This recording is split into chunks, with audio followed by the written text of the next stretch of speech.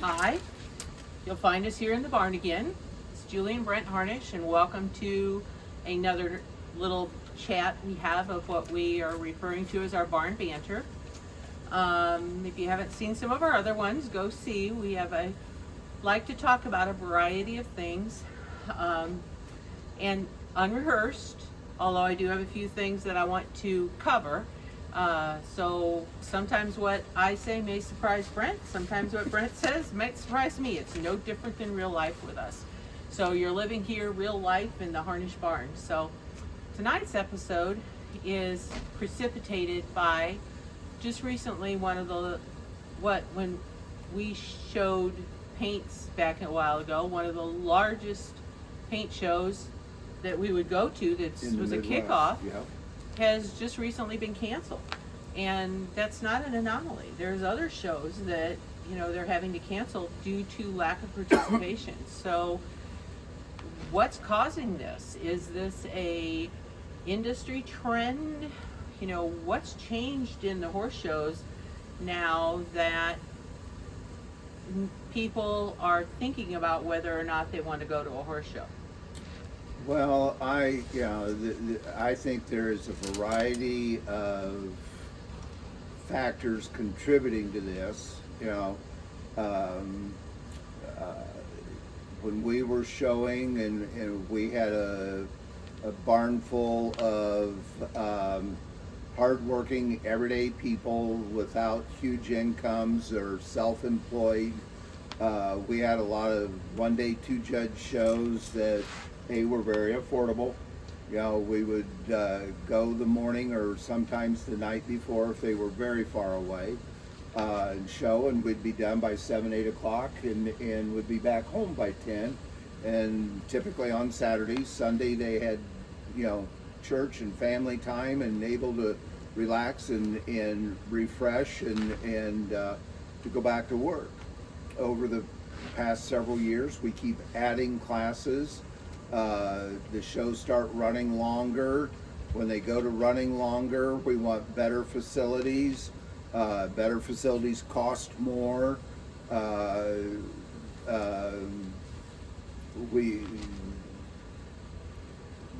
We want the best facilities. We want an indoor arena. We want nice stalls.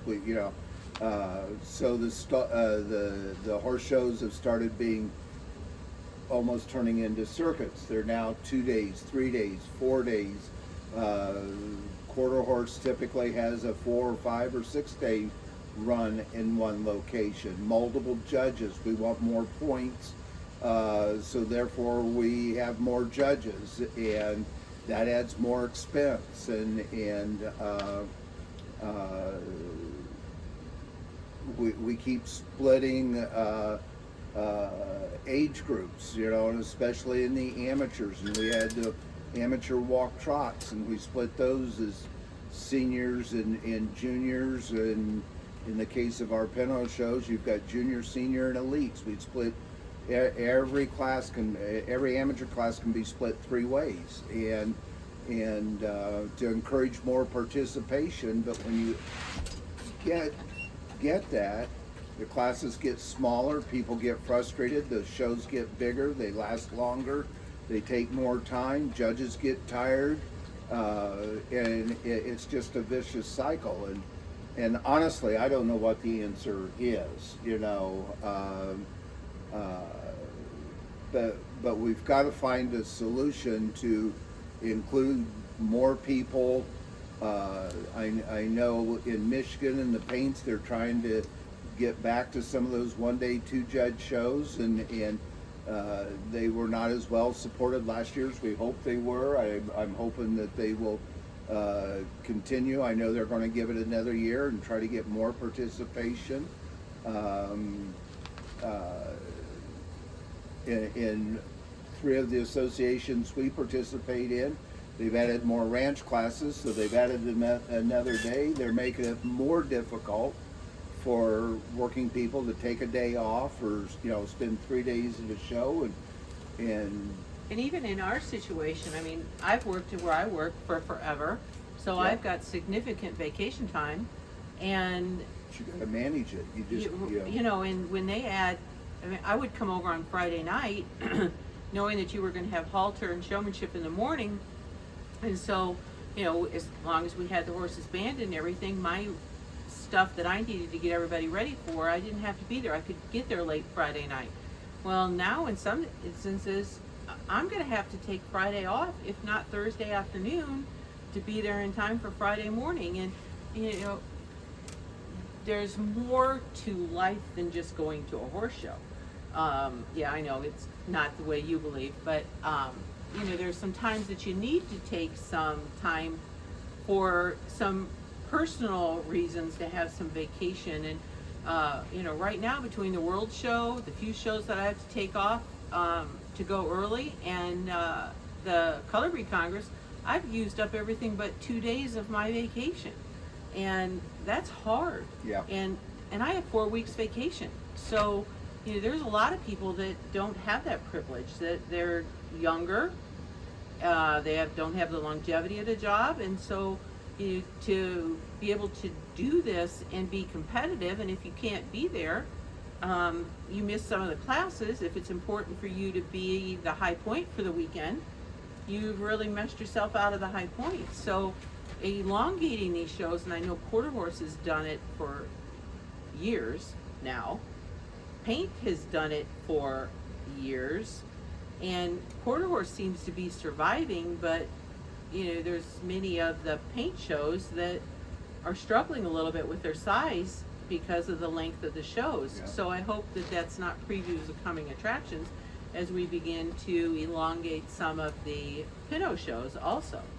I do think perhaps, I'm throwing it out as just thoughts, I'm not even sure that how committed I am to this thought process, but if you start splitting things up by disciplines, i.e. the ranch classes, if you have those on a day, those people can come and participate, you know, and leave, and only take a day or two to do that, you know.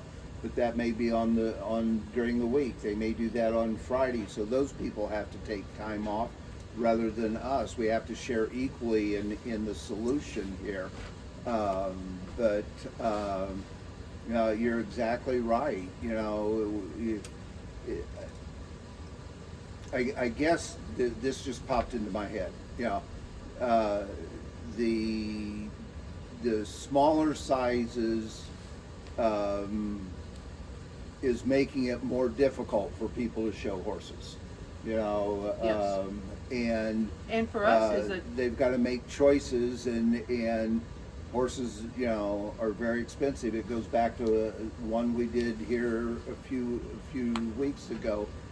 You know, when I was growing up, we had the horses at home. Now you have them boarded. There's no farms left. You know, we don't live on 20 acres or 30 acres and have our horses at home. And you know, so you board your show horses, and then you have lessons and trainers, and they have expenses. We can't do it for free, you know, and so that adds up, and it's just making it, you know, the length of shows, the time off work, the investment, you know, it's just all and from being hard on our industry, you know, and a lot of people's hobbies, and it does affect their budget. You're exactly right. You know, it's hard. And it's hard for us, as we have taken new people into the industry, if the classes aren't big enough, that there's people left after they place sixth place. So if there's only seven in the class, they know they got last. Right. When, you know, there was 15 kids in the class, you know, they were left there with the other 9. That, you know, to encourage somebody to come participate in this, and it's a learning curve. You know, you're not going to come in and be first place at the first horse show very often. You know, to have them sit on the sidelines and mom and dad watch them go in and write a $400 or $500 check, and their son or daughter got maybe 2 places that weekend. It's difficult to justify paying for that learning. And where Right. when we had the 1-day 2-judge shows, now granted when we did it there were 15 in the youth classes, but those parents spent $150 including our day fees, and it that was a much different than 3 nights 1,500. hotel and $1,500 by the time you have paid everything for the weekend. Stalls, entry fees, bedding, our fees, hotels, meals, fuel. Fuel used to be $1.50, $2, or less, and Much less when we were. well, and but no, it's we are. The horse industry is in a big transition, and if we want to keep it from shrinking, which in my mind will be successful, not even growing it. If we can just replace people that leave with people that want to participate and can afford to participate,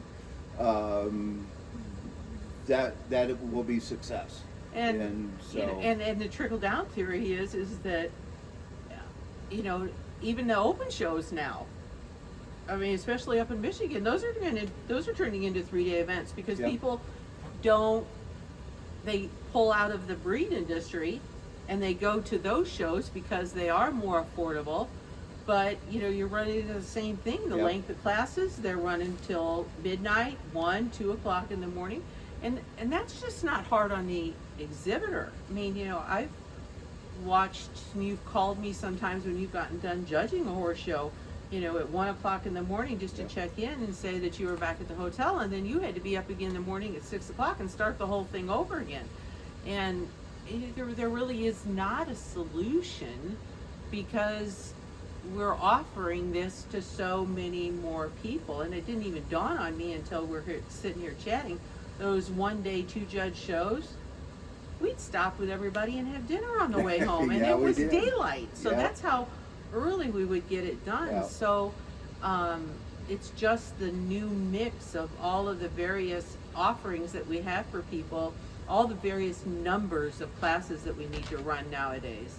Yeah, it's and as that just popped into your head, you heard me say I had a speech that I give every parent when we really had a lot of youth kids and doing this 20 years ago. We need as an industry to promote more of the benefits of showing, not just getting a ribbon or a high point or a year-end trophy or year-end standing. It's as we're sitting here talking about the good kids, and we all comment you don't have bad kids at the horse show. They go on to be very successful people, and we need to find a way to encourage that by the benefits of what you get from showing. There's a little thing on it's been on Facebook. It's circulated several times. Somebody not familiar asked why you spend so much money on a horse or showing horses, and the mom comes back with a whole series of what their kids are doing. They know where they're at. They're not getting in trouble, and we just need to promote the benefits of showing horses, not the activity of showing horses. And But it's a big problem. it's a big problem, it, huge problem. if it's a to keep the participation in, I don't know what the right mix is, but the mix of ingredients has certainly changed in the recipe to go to a horse show any longer. What I do know is as long as we keep talking about it, and there's a lot of smart people in our industry, we will figure out a way to make it happen. We just can't say, well, that's the way things are today, and and if they can't afford it, they got to find a new hobby. That's not the solution. We have to keep talking about it and searching ways, and have conversations of how we can make it better. So. And when you are at a horse show and it's running at midnight, 1 o'clock in the morning, you know, as exhibitors, as the parents or significant other of exhibitors, you know, I hope that you won't, I hope you'll just take a little bit of what we're saying here. You know, it's a problem. Yeah. There is no real solution. Having a big show is a good thing for a lot of reasons, and they've put a lot of thought into fixing the classes so that they try to make them so that we don't go late. And you know, a few years ago I developed a philosophy of, if I don't come to the table with a solution, I can't complain. Right. So, you know, think outside the box, you know, try to come up with some ideas that people can stew on and possibly make changes. But a lot of times those changes can't happen overnight. No. You know, I mean, you need to understand that associations send in their show bills for the year. They're probably all in now. So it's not like they can go Or have change. been since November, December. Right. It's not like they can go change it up for this year. We've No. made the commitment. We've got to get through this year. But, you know, that doesn't mean that we can't be in the remix of, or give some ideas in a remix of how that needs to function going forward with any association that you participate in. I agree. So, Yeah. you know, positive opportunities, positive ideas. You know, don't just walk up to show management and do anything but complain, because you're probably one of 50 that's already been there today. Yep. They'd love to hear your ideas, and they'd love to hear possibly some offerings of help. But it's a very different world in which we show in nowadays. And We've been doing this 40, 50 years, and like I said, together 30 years, and we've seen a lot of changes. Yeah. And it's really sad to see some of the shows that we would consider to be standards in our industry fail. Yeah. And so for that reason, we just wanted to give you a few ideas of things to think about. That's our Barn Banter for now. We hope you enjoyed listening. If you like these, there's many more on YouTube, so subscribe to us on YouTube and see what other ideas we're going to come up to discuss with you in the next couple weeks. Have a good evening. Good night.